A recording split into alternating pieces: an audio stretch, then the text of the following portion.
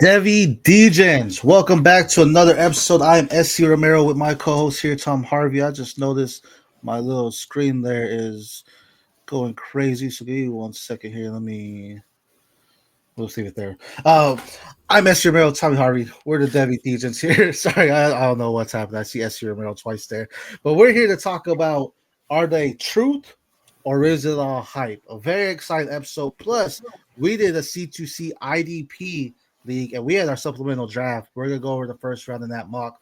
All that and more right after the intro. Breaking down the hate, man, we call it like we see it. Finding all the gems while the rest just sleeping. Freshmen to the league, we ahead of the curve. Picking out the next star, put them on the reserve. From the big time schools to the deep cut finds. Gotta know who's next when it's draft day time. Stock rising, playmaking, watch them ball out. Devy Degens, yeah, no doubt. Yo, it's time to talk the future Devy style. Prospects rising, diamonds shining. Only the real ones grinding. Welcome to the Devy Degens, let's go. Let's go!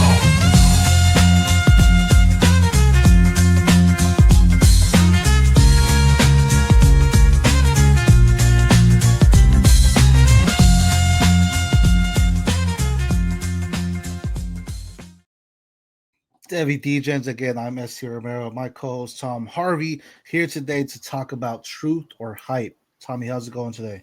Oh man, it's going all right. We took last week off. We're back this week. Yes, Just getting ready for the season to kick up. Yes, sir. Yes, sir. I'm gonna move that off. Yeah, we're getting ready. It's about that time. It's coming in. For those that don't know, ultragm.com. Use promo code DGen. I'm gonna take that ticker off, but it is very good for you. Take control of your fantasy league. Be the ultimate GM and make moves unlike any other. It's a rising platform. Make sure you use promo code DGen on UltraGM there for y'all. Now. As we mentioned, it's truth or hype, and the season is coming around the corner. So a lot of things, as this is go time for us, right, Tommy? This is the time where a lot of these guys we've been speculating about whether they had seasons last year and it was a down season or a up season. We've been talking about them from the deep sleepers to the first round prospects. We're getting to that time where it's gonna be like, okay, now it's really put it to the test. Is everything we're seeing on tape translating over? Is Jeremiah Smith gonna continue his rise to dominance as one of the top wide receivers in the nation? Is Dylan Raiola going to be the next Patrick Mahomes? Is Dante Moore going to have a 4,000-yard season at Oregon like the past two quarterbacks have before him? A lot of things to come. But with that, there's a lot of hype in these people's names. And in today's episode, we're going to be talking about, is it hype or are they truth? Is it real talent? Like, it's not hype. They are legitimate there. So for an example here, Jeremiah Smith. Tommy, I'm going to ask you, is Jeremiah Smith the truth or is he all hype? That's 100% truth. Jeremiah Smith is probably the only one I would say is just the clear-cut, simple 100% truth there. Everybody else, I think, has some type of question to them. I don't see any question with him. Fair. I think, one, you have to take into consideration he's at Ohio State, which arguably has one of the best pipelines in wide receiver production, or at least in development there. Brian Hartline's been doing a great job there with his wide receivers. You can argue other colleges as well, right? LSU, Alabama, but Ohio State seems to always get a top prospect guaranteed. You can argue that.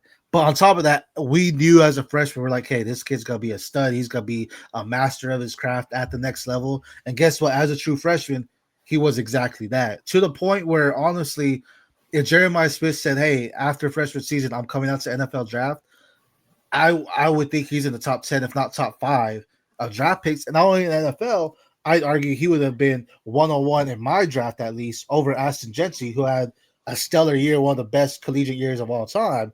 I would still take Jeremiah Smith over that. Would you agree with that, or am I getting too hype on that part as well? No, you're probably right.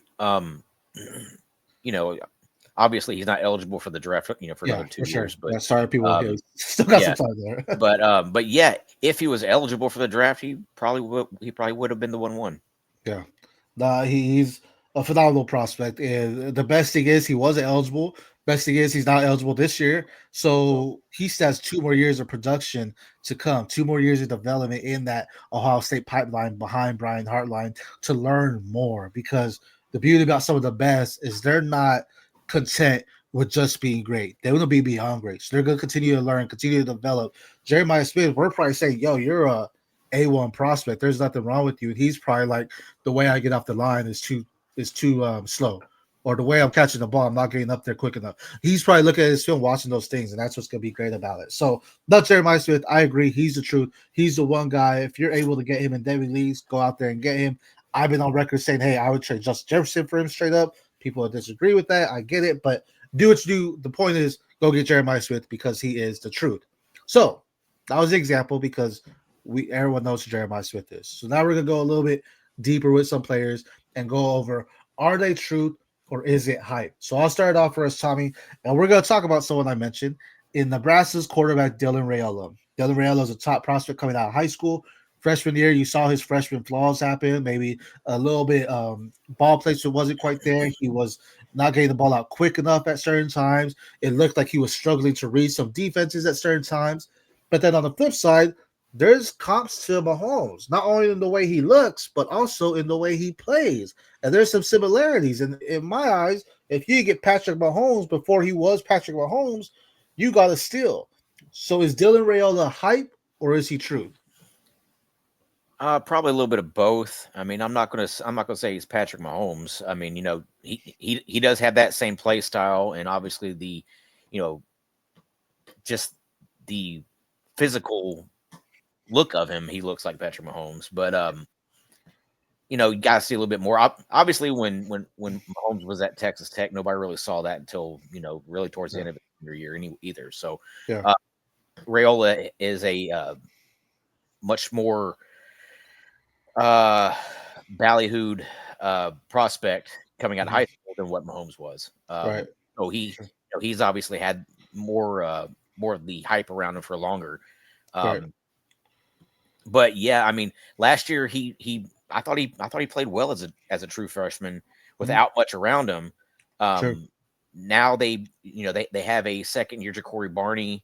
They have Jacoby Barney. They have Dane Key transferring in from Kentucky, who I think is one of the guys that should be deserving of more hype than what he's getting in Devy circles. Big 6'5", 6'5" receiver that runs pretty decently, has good hands, really physical. Not only that, but he's got a really good pass catching running back with Emmett Johnson there. So I think Dylan Raiola may have kind of fallen off people's Devy radar a little bit at the end of last season. But I think the hype should kind of start picking back up a little bit more for him now. Okay. No, fair. I agree with all those takes. You know me. We've been doing shows for quite some time. I'm a huge Dane Key guy. Absolutely love that pick. They brought in a freshman in Isaiah Mosey, who's actually really nice. The more I watch Isaiah Mosey tape, I'm like, this could be a fantastic compliment to a Dane Key as well. I will leave it to this because you kind of said a little bit of both. Final verdict, though, is Dylan Raiola truth or is he hype? I think it's the truth. Obviously, I think the like I said earlier, the only person I think that's 100% truth is Jeremiah Smith. Right. But I would lean truth with Dylan Raiola. 80-20 kind of deal. He's more truth than hype. For sure. I love it. Now that's something, to consider because a lot of hype could be people are comparing him to Mahomes. They're like, he's not Mahomes. Well, guess what? Mahomes may have never got the opportunity if Alex Smith didn't go down. Well, not only that, he may not have been Patrick Mahomes without Andy Reid. Without Andy Reid, right? So yeah, true. I mean, put Mahomes in Cleveland. I don't know if he's doing that. Different story, right? Different story. Sure. So I mean, the landing spots do matter. A lot of people say take the talent. The landing spots matter. Trust me, the landing spots make a huge impact on that. But Dylan Raiola, the truth, I agree with that. I think there is a lot more to him than beats the eye. I do know there's a lot of hype around him, but I think he is the truth. And if you're able to buy low on him at this point, I would go ahead and go do that because I would trade like a Sam Levitt for him personally. I think there's more hype around Sam Levitt, and I think Sam Levitt is someone that is pure hype. But Tommy, let's go into your first guy. Who is your first guy that you want to ask about, truth or hype? Truth or hype here. Makai Lemon, wide receiver out of USC. Okay. I say he's the truth. To me, he reminds me a lot of another former Trojan, Amon-Ra St. Brown. Sure. If you put the video up side by side of them when Amon-Ra played at Southern Cal and Makai Lemon now, and they are almost identical. Okay, fair. On the flip side, I think it might be some hype. I know there's a lot of people, you included, that do feel he's one of the top prospects, arguably, possibly the wide receiver one of this next class. Mm-hmm. You can argue with Jordan Tyson, Antonio Williams potentially in there as well. And as much as you see the Amon Ra, you see that I don't necessarily see the fluidity in it. I think he's a lot more speed in there. But I do think there's a lot of hype around him right now.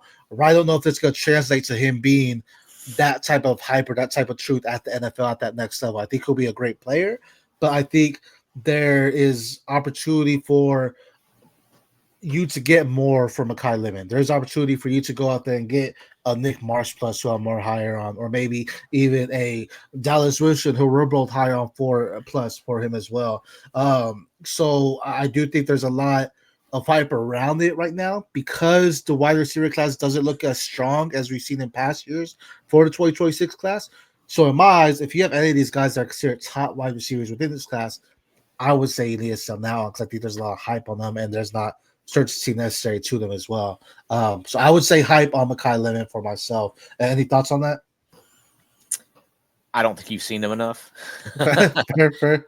Like I said, go back and watch Amon Ra when he was at Southern Cal, and then turn on the film for Lemon and tell me that there's there's a ton of difference there, because I don't think you're gonna be able to say that. Tommy, I will do that favor for you. I will go watch some Amon Ra, more Amon Ra USC, and then I'll go there and watch Makai Lemon as well. And I'll get back a true verdict to you for what I see in the past. I don't see it, but I'll go back. I'll do that for you as well there. Now, number 2 for me, though, truth or hype, Tommy, I'm going to ask you, is another quarterback here.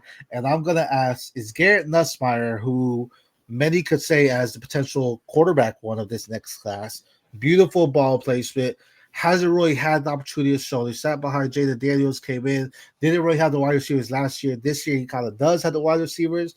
But is he the truth, or is it all hype for Garrett Nussmeier at LSU right now? I'm very mixed on him. I'm going to say 50-50. Okay. Just because, he has great skill. Skill wise, he reminds me a lot of like Matt Stafford. But he also throws a lot of interceptions. He's kind of a turnover machine. I got to see him cut down on that. He throws a lot of picks. He fumbles the ball quite a bit. He just doesn't protect it well enough for me to say he is he's the truth as far as being a top 10 pick. Right. Okay. Fair. So based on that verdict, I would say you're leaning more towards he's more hype that you can try to get value out of him at this point. Like I said, probably 50-50 on him. He's kind of a confusing prospect to me. Like I said, he's got plenty of talent. He just throws way too many picks. That's fair. I love Garrett Nussmeier. I think I'm at QB3 overall behind Lagley, behind Arson. I have Nuss. But at that point, I do want to say hype, and I want to be clear. If I'm saying how many of these guys, but I think there's hype, it's because I think there's value could be had for them. Like DJ Lagway is going to cost a lot, but I think you could trade Garrett Nussmeier for a K Klubnik and maybe potentially a 3rd-round supplemental draft, or maybe potentially something beyond that. Maybe you're going after a Jerome Miles or something. You can get something more for it, because I do think when people look at the competition, they look at LSU, they look at SEC, and they're like, oh, automatically go with the SEC guy. Or I think they can be in a similar tier. In my eyes, they are in a similar tier with Klubnik and Nussmeier. So if you can get more for Nussmeier, I would say go do that. So based on that, I would say he is more hype right now. He is building on that. You mentioned the interceptions. If he comes out the gate and within the first 8 weeks he has 5-6 interceptions, that's going to be some red flags going in there. Granted, it's the SEC. I know the competition is different, but Nussmeier is someone where it's going to be like, make sure you get what you can for these guys before some value sinks. Everyone has a price. Don't ever say anyone on your team is off limits, because if that happens, you're missing out on opportunity, because you can reshape your team around. Nussmeier is one of those guys where he has some hype. Go out there and test those waters, get some value. Maybe you want to go get Keelan Russell, who looks promising as well, may have to sit a couple years, but that means you get more for it on Supp and Nussmeier as well. So for me, I'm gonna say hype. You said 50-50. I'm not like saying he's not the truth, so I'm gonna lean more like 60-40 hype over truth for him. But that's the way I would lean with Nussmeier at this time. Any thoughts on that or similar? Yeah, I mean, I would rather have Klubnik, honestly. Okay. He's more athletic, more versatile, and I think he's probably a lot smarter with the ball. Fair. There you go. You can trade Nuss for Klubnik. Maybe add a little bit more. This is opportunity for you to use their conference to your advantage. Hey, he's in the SEC. He's gonna face tougher competition. If Nussmeier has a better season than Klubnik, guess what? Nussmeier automatically jumps. If he has a similar or slightly less productive season than Klubnik, guess what? Nussmeier is still gonna be up there. It'll take a lot for Nussmeier not to be in there. So I would say go get that. Now, who's your number 2 guy here, Tommy? My number 2, Texas quarterback Arch Manning. Consensus QB1. He's not our QB1, but he's the consensus. Kind of. He's Right. pretty much everybody else's. With me, I'm again torn on him. Haven't seen it. Yeah. And when we have seen it, it wasn't against elite competition at all. Fair. So, for everybody to kind of be handing the keys over to him, saying, "Hey, you're the guy. You're, in terms of Devy, you're probably the number 2 overall pick." Yeah. I'm gonna say he's a little bit of hype. Fair. I'm 100% agreeing with you on that one.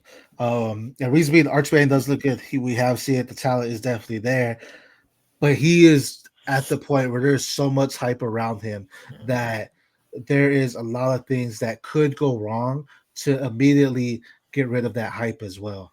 You need to make sure you capitalize on these type of things, because with Arch Manning, anything less than great, I feel, is going to drop his value. Like, he has to have a great season. I don't even think if he goes out there and play like Quinn Ewers played last year, that's not great. I think that's going to be something where people are like, wait, what's the difference now? Quinn Ewers went, the 5th, 6th round? I don't even know when he got drafted. But it's like, what's the difference between them? Arch is a little bit more athletic. I give him that. Arch does have some good ball placement.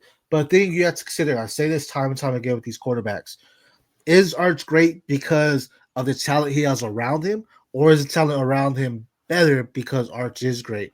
And he has so much talent around him. We could go on for days talking about the depth in their roster and the people they have at the receiving position, at the running back position, their offensive line, their defense. There's so much talent around him where he might not even need to do much outside get the ball to his wide receiver within the first 5-10 yards, and they do the rest. So be sure you're watching those things on him to say, all right, is he really that type of prospect? Now, he could have a down year and NFL GMs still love him and go NFL top 5 pick because he has the last name Manning. Awesome. Maybe it happens. People this time last year were saying Shedeur Sanders was going to be a top 10 pick. Guess what? He went day 3, day 5. It was 5th round draft pick, I think. Mm-hmm. So the hype you're seeing right now doesn't always go to when the NFL draft happens.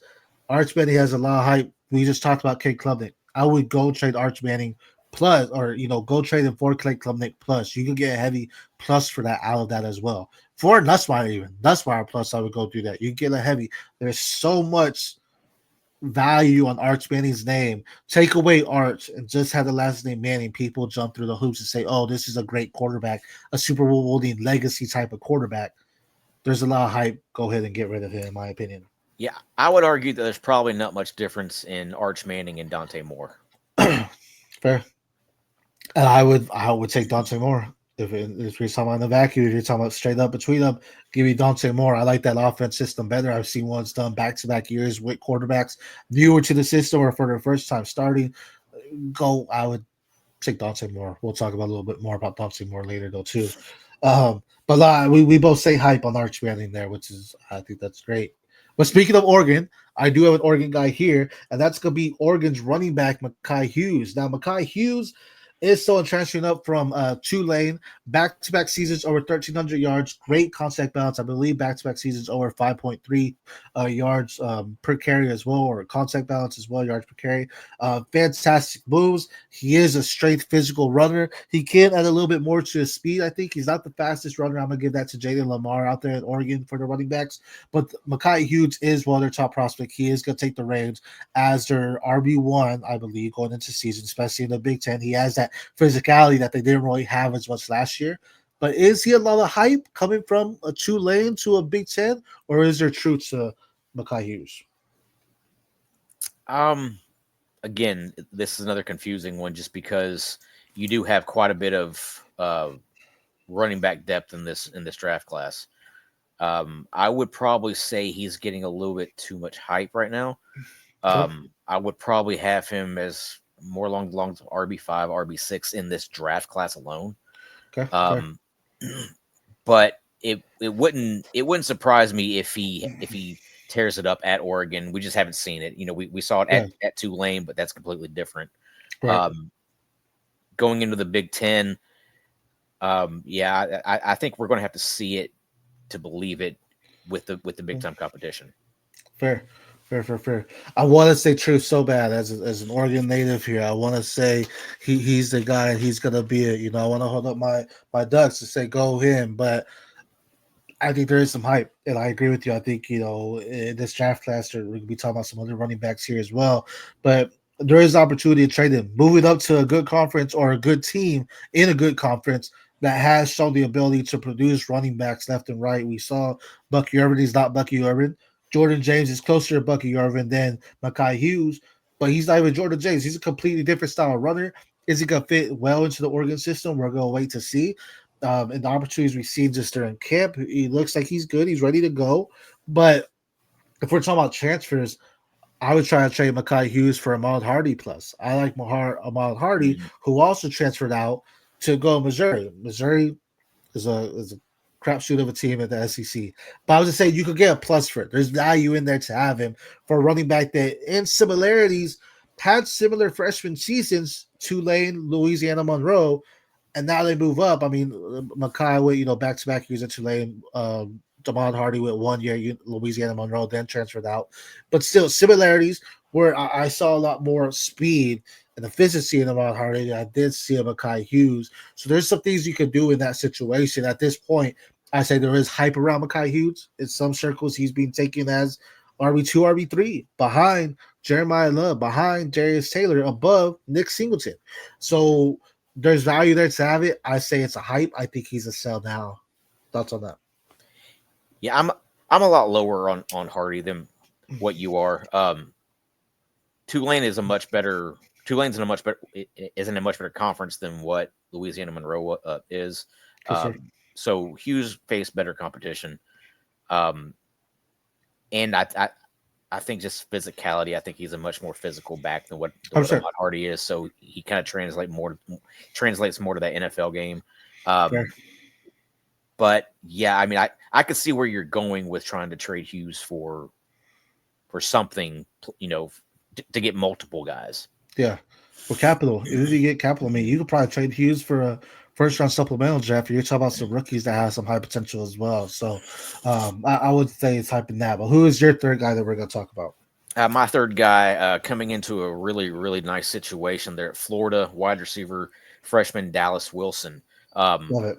To me, he's the closest guy physically to what Jeremiah Smith is. Just physically. Okay.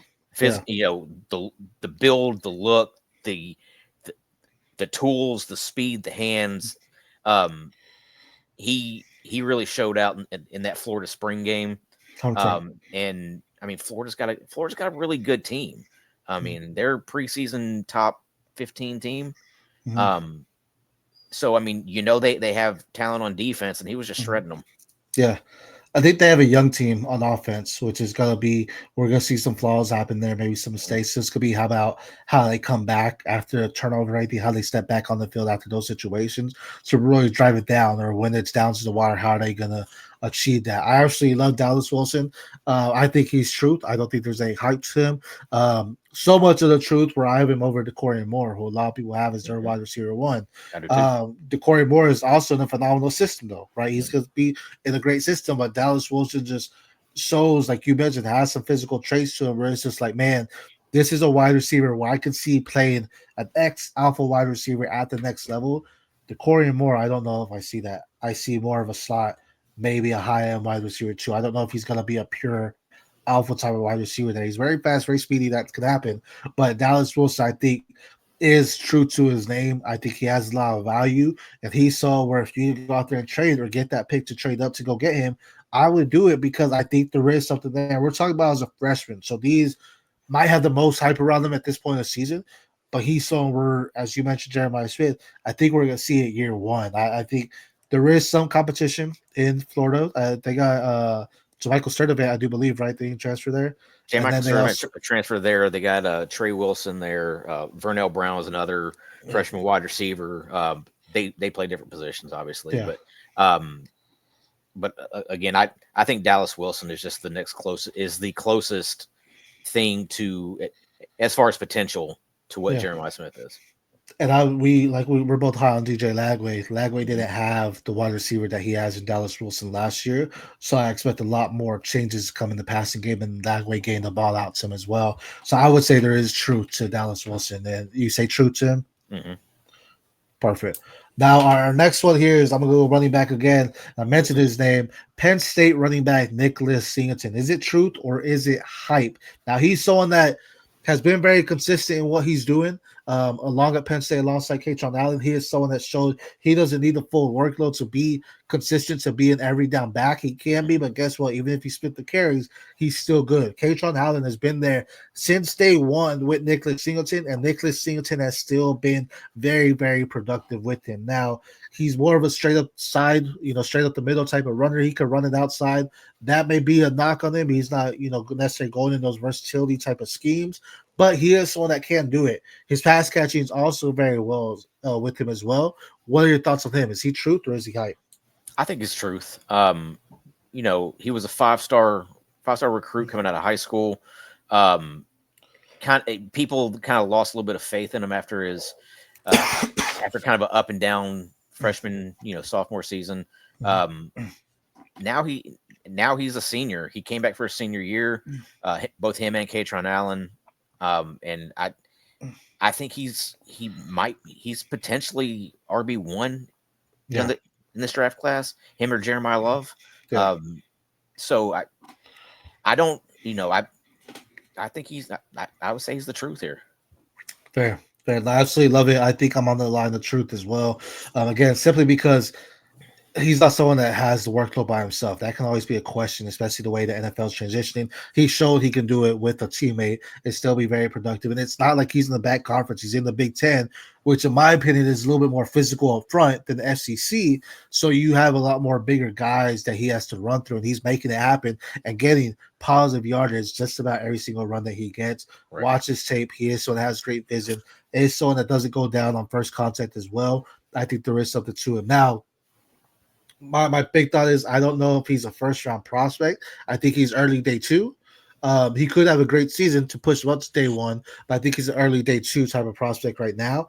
But that still says he could be the RB1 in the class. Like, I don't know if even Jeremiah Love is a first-round prospect necessarily at this point, but I think they're both potentially can be that. But I would say there's truth to Nick Singleton. There's some hype, but I think there is truth to him. I'm going to say full truth on that.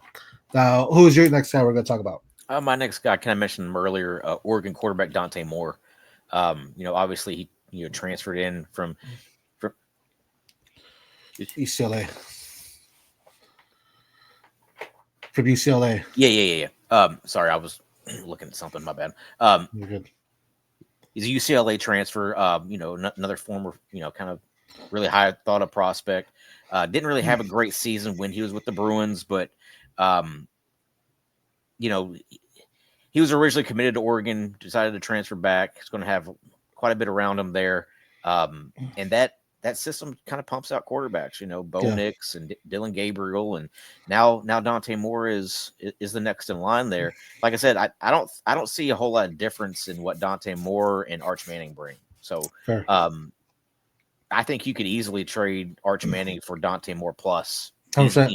plus something. I mean, whether that's multiple picks or multiple other players. Yeah. Again, I just don't see much difference in their talent and their game. Fair. And I think you're really about to be.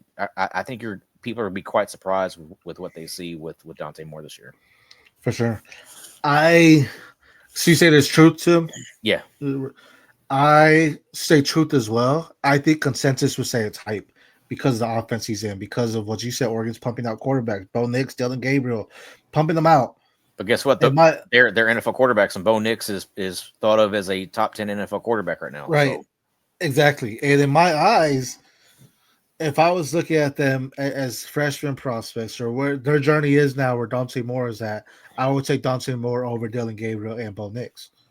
As where they're at in college. Obviously, things changed and Bo Nix, had his things and moved up. But it was because the system they came into that made them be just efficient. Oregon is very careful in their playmaking, that they want to get the ball out quick and efficiently. That makes their quarterbacks look great. Dylan Gabriel led the league in completion percentage, over 80%, I do believe.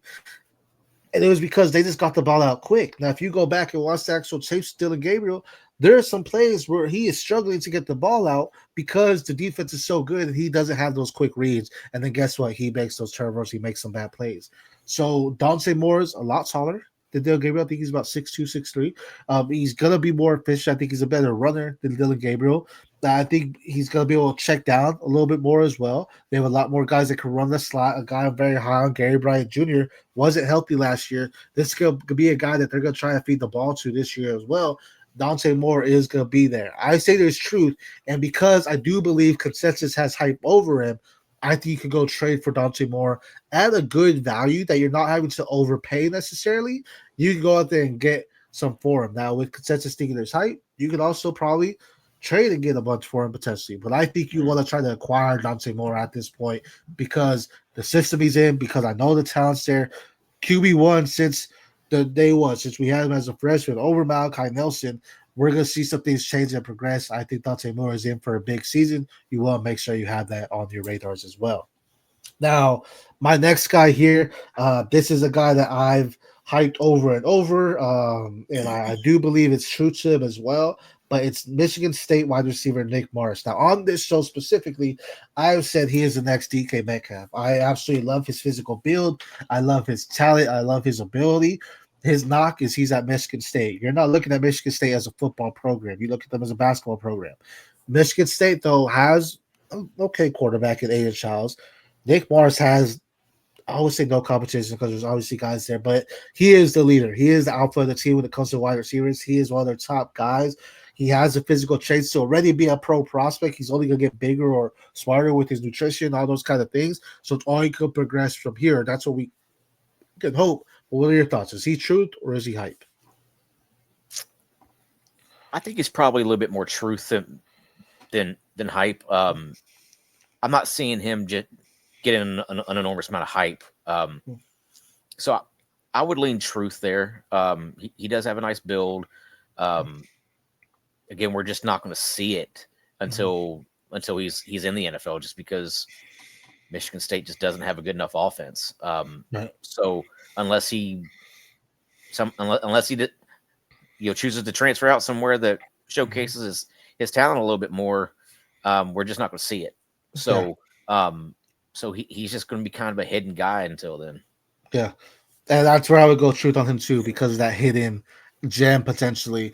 Go trade for him, because even if there is hype around him, he's all Michigan State has. So guess what? If he goes out there and they're just feeding him the ball, he didn't have the targets really last year. He had a little bit of injury happen. He's banged up a little bit. The targets weren't necessarily there. If this season he comes out and the targets are there, the production's there, the touchdowns, if all those fall into place, even being at Michigan State, it's no longer you're able to get him on the low. So go out there and get him right now, because I think there is truth to his name. I think he will be a great prospect to develop and go to the next level. If he stays at Michigan State, I still think he's going to be a prospect that we're going to see. If not day one, he's going day 2 in the draft for sure. Mhm. So go out there and draft him because I think there's a lot of value to have, not only for your fantasy teams, but just to help you win those championships as well. I think there's truth to Nick Marsh. Who's your next guy here?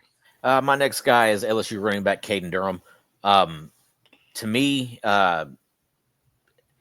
he reminds me a lot of Ray Rice with better burst. Okay. You I know, like that.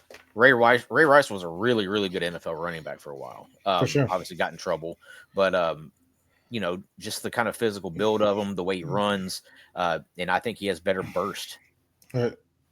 No, I absolutely love that as well. I think Caden Durham's phenomenal. I know there's some speculation with Harlem Berry being there. You know, Harlem Berry's a great prospect as well. Caden Durham really was what made the LSU, I felt, kind of looked different as an offense because once he became their back, it was like, oh snap, they have a pass catching back now.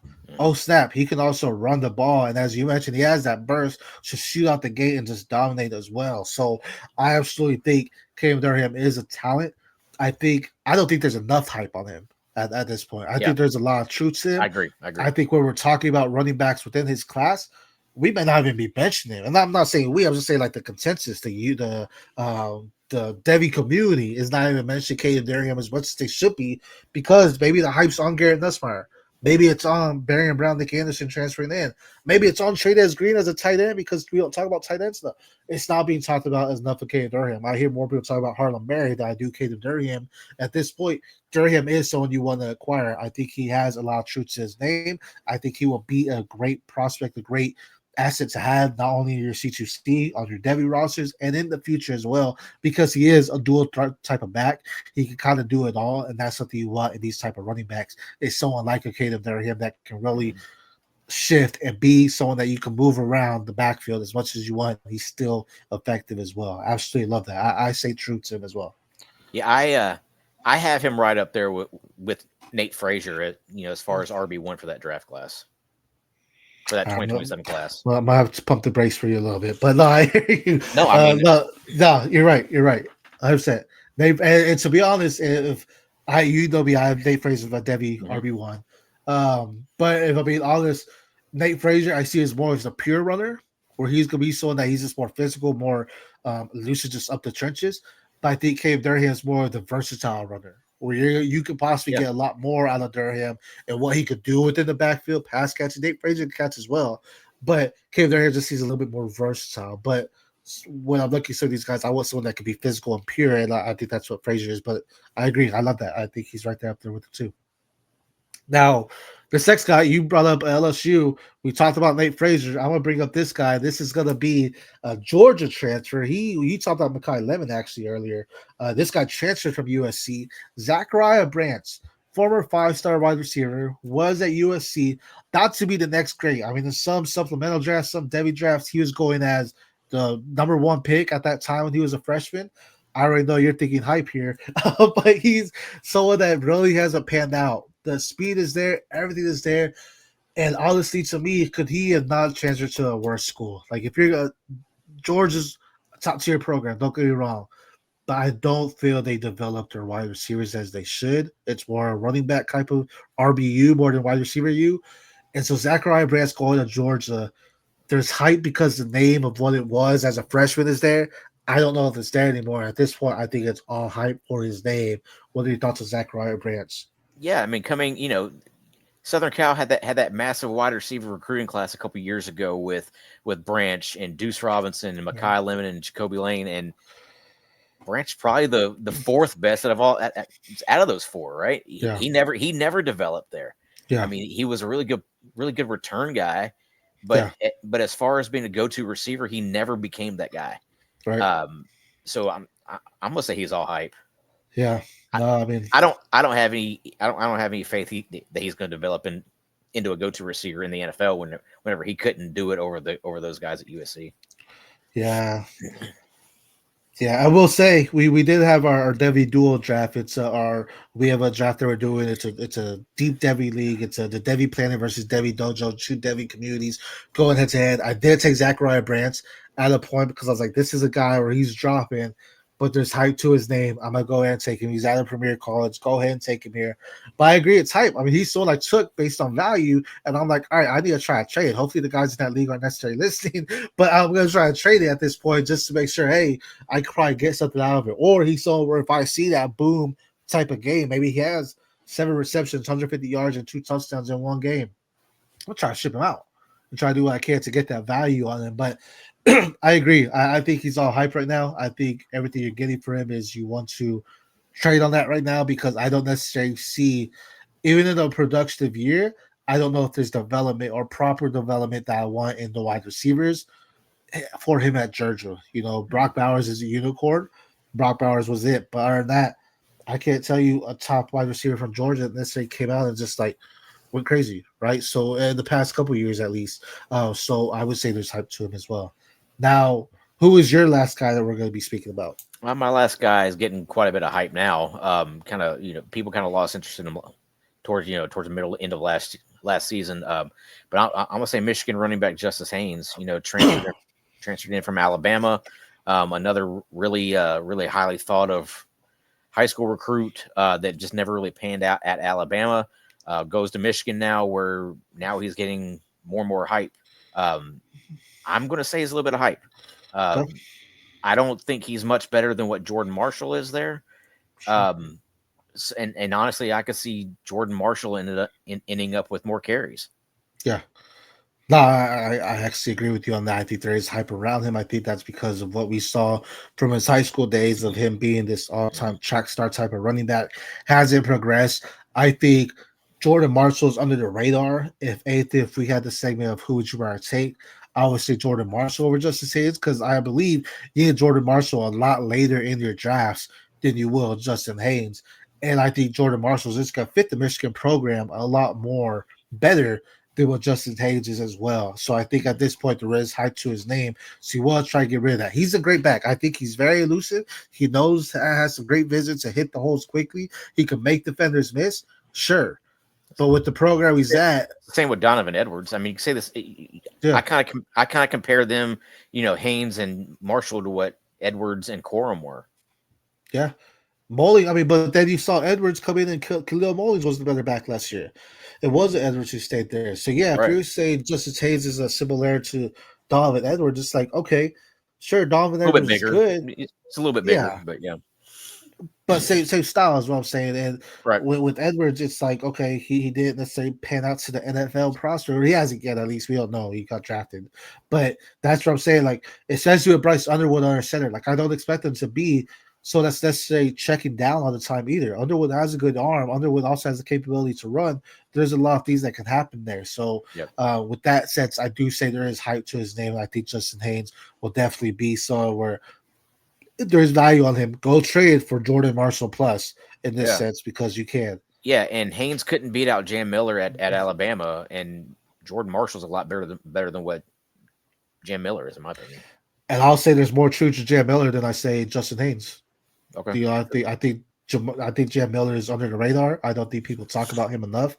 But he's been a solid, consistent running back for Alabama, and he hasn't given up the reins since he's necessarily been taking over. It's been like, I'm the guy. Granted, he gets his breathing room, but he's still been their top running back there for them, just being efficient and doing what they need to do. Now they have A.K. Deer there now. They have who's the guy I'm thinking of? He was a freshman with Justin Haynes as their running back as well. Was it Kevin Riley? No. Is that who it was? All to look. I apologize for not having that. But give me 1 second here. Let's take a Let's take a break here. If my stuff loads up. But again, Justice Haynes, I think there's lots of hype to him. I think you could definitely get something for him, something big for him. What was he, 2023 class, I think? So you definitely want to sell on that hype there. Give me 1 second. I think I'm about to have it up here, though. Richard Young, Daniel Hill. Richard Young. Yeah, that's something of Richard Young, who is the other one there. So who's still there, so there's still guys there. Richard Young still has, taking that step as well. But still stay transfer without. Don't get me wrong, Michigan's a great system to hire producing running backs. I just don't know if he's gonna fit that mold and what they need as well. So that's what I would say. Definitely hype over that. So those were our guys there. We said hype. We gave y'all some truths. Some guys, we gave y'all some hype. Guys, we're saying hype on. We're saying it's hype, meaning go trade them. They have high value right now. Go trade them away and get some better assets. Plus, for those guys that were saying truth, maybe not a lot of people are talking about them. Go trade for them because we do believe the talent is there, and all the hype in the world could be around them. But there's truth to their name. Go get them because the talent is there. Now, as you know, every episode we do a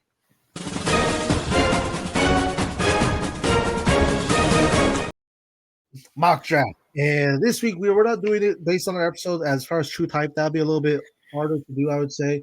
We're actually doing it because Tommy and I are in the IDP C2C draft. And so we just had our our college supplemental draft. It's 15 rounds, I do believe it was.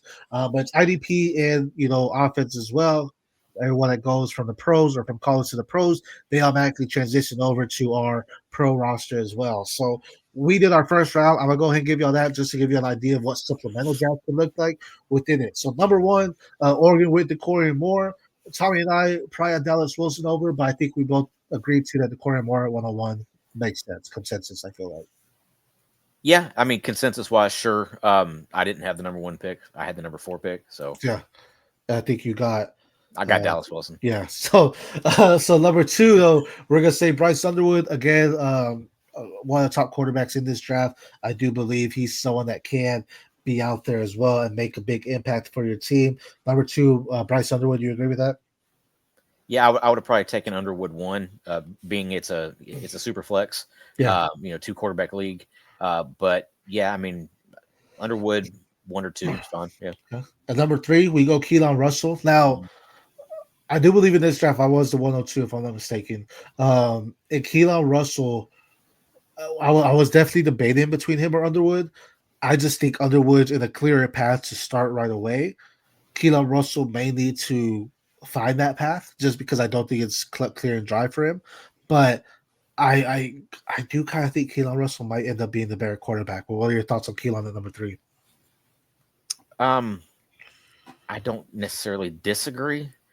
Can't say I totally agree though either. To me, Bryce Underwood's special. Okay. I think Keelan Russell could be too, but to me, I think I know Bryce Underwood's special. Fair. And you need to see it from Keelan. All right. Number 4, Dallas Wilson. Talk to us about your pick because that was yours. Yeah, he was my pick. He's the best player on the board.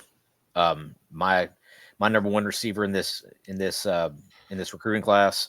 So that to me was a no-brainer to take him right there. Now, you have the 101. You would only take Underwood over him. That would be your only thought process. It'd be close, yeah. Yeah, fair. And that's only based on the league, right? Just because it's super flex, you're like quarterbacks have higher value. You get the quarterback when you can. Yeah, so that makes sense. Number 5, this was kind of a shocker to me. Alabama wide receiver Derek Meadows. Derek Meadows, I do like him as a prospect, but I also think he's a stretch wide receiver. I want to see a little bit more nuance in his route running, a little bit more comfortability in his route running, because right now I think he's just a big. You think he's AJ Green? 6'5" wide receiver that runs like a deer. Yeah, absolutely. Okay. And well, in that case, I mean, he needs to be higher on draft boards because AJ Green is low-key one of the best wide receivers I feel like Cincinnati had for a long time. So, I mean, if he's that, yeah, I mean, right, maybe 6'5" rangy wide receiver who can run. Yeah. Who was it that who was the guy at Florida State? 6'7" guy. Johnny Wilson. Johnny Wilson. Johnny Wilson was slow, man. Derek Meadows can run though. Okay, so Derek Meadows, there you go. AJ Green, Derek Meadows, go watch out for him. I like that. Number 6, Texas wide receiver Jamie French. I absolutely love this. Jamie French is my wide receiver 1 here. I would have potentially taken him at the 2 if I didn't need a quarterback. My team desperately needed a quarterback, so I took Bryce Underwood. But Jamie French at number 6, I absolutely love that. What are your thoughts there? I'd have had him lower. The other Texas freshman I'd put ahead of him, and I'd put Quincy Porter from Ohio State ahead of him also. Okay. Both guys we're going to talk about a little later, but fair. Number 7, LSU, Harlem Berry, freshman running back. Absolutely love this pick, but as we talked about Caden Durham, we're not talking enough about him, actually, is what we ended up saying. But Harlem Berry, if Durham were to go down, Harlem Berry is a smash pick. I just don't know if they're going to mix well, so to say. What are your thoughts on Berry? I don't necessarily think that they're they're going to mix great together. I think they have a lot of similarities. I agree. But if Durham were to go down, then Barry steps right in and is the. I don't know if he's the next man up, just because I think Caleb Jackson's still there, and they have a couple other guys, but Harlan Berry's going to be a really, really good football player.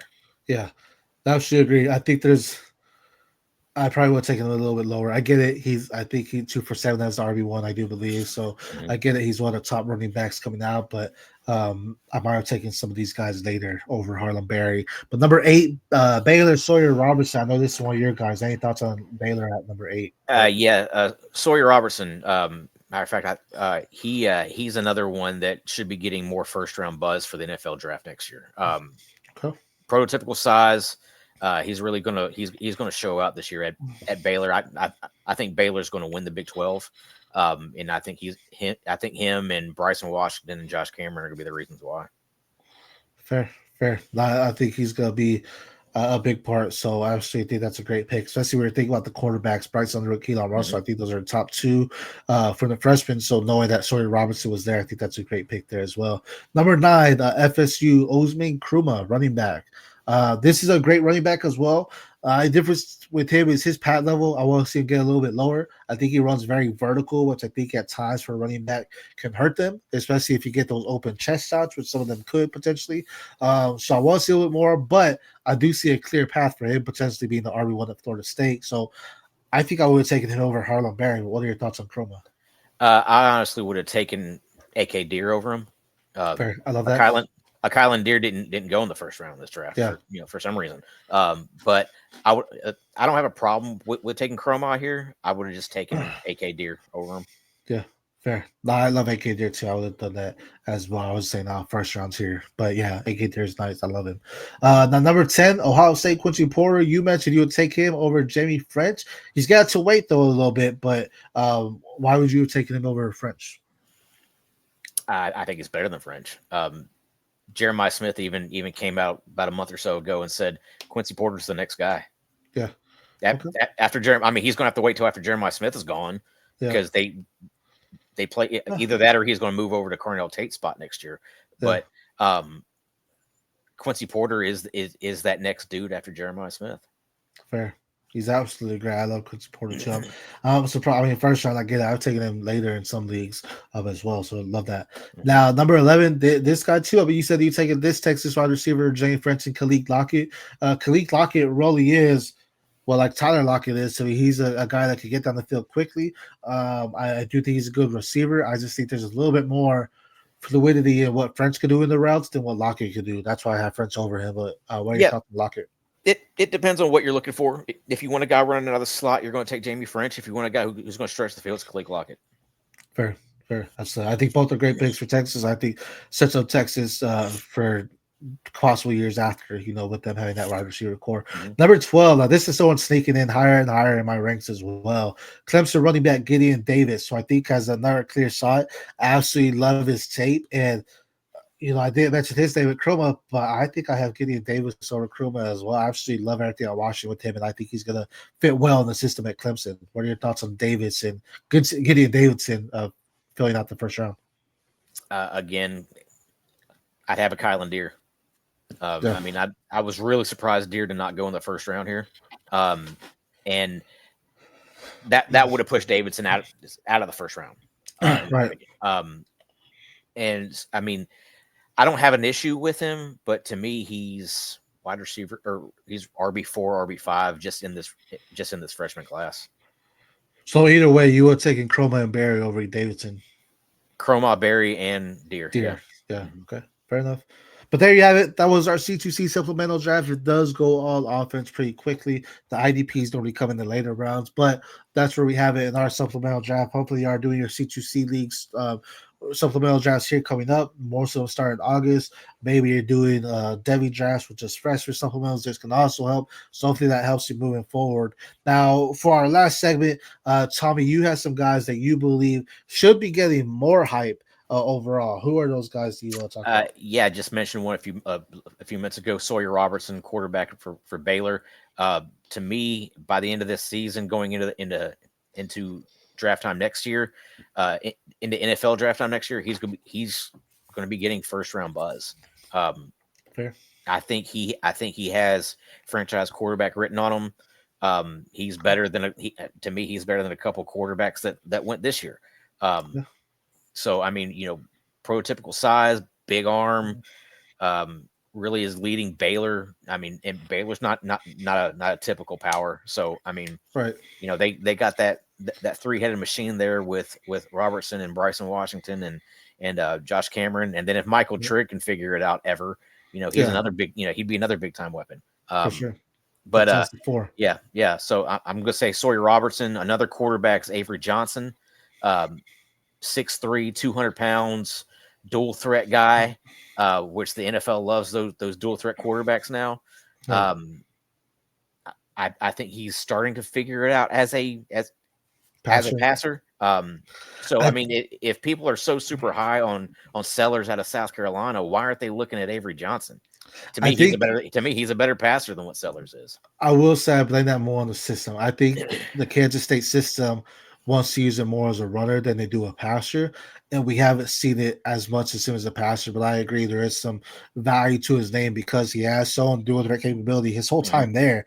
He's shown it, and to the fault of Kansas State, they haven't really said. Maybe it's they don't trust the weapons around him. I don't know, but it's like they just haven't allowed him to really show. Like one game, they need to be saying, "Hey, go out there and just sling the rock." That's all we want you to do is just sling it, because that's what he will see. Because right now, I feel if you ask someone, they're gonna say, "Well, he doesn't have an arm." It's like, well, we really haven't seen that. Haven't gotten a chance to see it. I mean, right. Jace Brown was hurt a little bit last year. Hopefully he's healthy and gets over 100 targets. Then you're talking about the dual tandem of tight ends that they got with Oakley and freshman Lincoln Cure. I think Avery Johnson is going to show that he is able to throw the ball. I think he's a better passer than what Sellers at South Carolina is. And he's getting like top 5, top 10 buzz. Right. So why not Avery Johnson? Fair. Love it. What about some running backs? Running backs. I've got Jonah Coleman out of Washington. He's a thicker back, 5'9", 5'10", 220 pounds. But he is a really good pass catching back. He showed that both at Arizona and at Washington. I think he's starting to get a little buzz now. I think he should be getting more. To me, he's a top 5 running back in this upcoming draft. And I think he should be getting a lot more buzz than what he's currently getting. Another running back I've got, Damon Claiborne, different type of back. He's way more elusive, kind of a smaller back, 5'9", 5'10", 200 pounds. But he's got really good elusiveness. And again, another really good pass catcher out of the backfield. Wake Forest. Claiborne. Out of Wake Forest, right? Devy Degens. Yep. And then couple wide receivers I got. Ohio State's Brandon Ennis. He's stepping in. Yep, he's stepping in that. He was behind Emeka Egbuka. Now he's stepping into that role. So I mean, we saw how good Emeka Egbuka was. I think Brandon Ennis could be better. Watching some workouts that him and Carnell Tate were doing with some NFL guys. Brandon Ennis he's got some ability. Now we need to see that translate to the actual game. But I think Brandon Ennis is a dude, man. Originally, I traded some shares of him, but originally I did have Brandon Ennis over Carnell Tate when they first, because they're both freshmen at the same time. I did have Ennis over him because we talk about fluidity in the routes, man. Ennis is really smooth. And if he fits into that Egbuka role, watch out, because especially if he learned from Egbuka, just sat behind him, just listen to everything Egbuka say, because Egbuka is a smart player. Shout out Mecca Egbuka, not shout out because Godwin's on pup list, so not shout out, but Egbuka could be a league changer for you if you drafted him, because the opportunity is probably going to be there if he fits that role what Godwin was. But Ennis, if he fits that role what Egbuka was, people will be drafting Carnell Tate and Jeremiah Smith, and then you'll be laughing in round 10 drafting Brandon Ennis because he may be a guy that's really factorable for the team. Dude, in the Tadpole League, I got Ennis in like the 22nd round. Nice. So I Love it. was stoked about that. Beautiful. That's a great pick. Great value Yep. pick. Another wide receiver I've got here, transfer from Kentucky over to Nebraska, Dane Key. Yes, sir. Another 6'5" guy, can run a little bit. He's not a burner, but he's got really solid hands. Physical guy, 6'5". To me, Deuce Robinson was getting a lot of hype coming into college. Mm-hmm. Dane Key's better. 100%. Similar size. And to me, I think Dane Key is probably a second round pick next year. If you love, I'm saying this, people will probably argue with me all day. You can argue with the wall on this one. If you love Chet McMillan, you need to love Dane Key. I obviously love Chet McMillan. To me, had the spectacular catches. He was a phenomenal guy. Went up there and grabbed it. He uses reaches advantage. Dane Key, I feel, is a little bit more physical. He's taller and longer. I think Dane Key is an underrated route runner. I think because he was at Kentucky and they just didn't have the right person throwing him the ball, he isn't on people's radars. Like, you look at his production, like, that's not that sexy. Don't sleep on that. He has Dylan Raiola now. We said there's truth to him. I've said there's a little bit of hype to him, but you can still go get him. Dylan Raiola needed this type of wide receiver. Dane Key is a wide receiver you want to go target. 100%. Absolutely love that. Now, beautiful. Now, I mean, for those watching, that was all we have for this episode. For those watching, if you want actual values on all these players, from DeCoria Moore to Sawyer Robinson to Dane Key to Dante Moore, Caden Durham, Nicholas Singleton, all of them, Tommy Lai have that for you. Tommy, where can they go to get those values and figure out how they can really adjust their Dynasty rosters to get some of these players or vice versa? Yeah, Dynasty Trade Calculator. Head on over there. We have values for all the Devy guys there. We're continuously updating them and adding more as we go.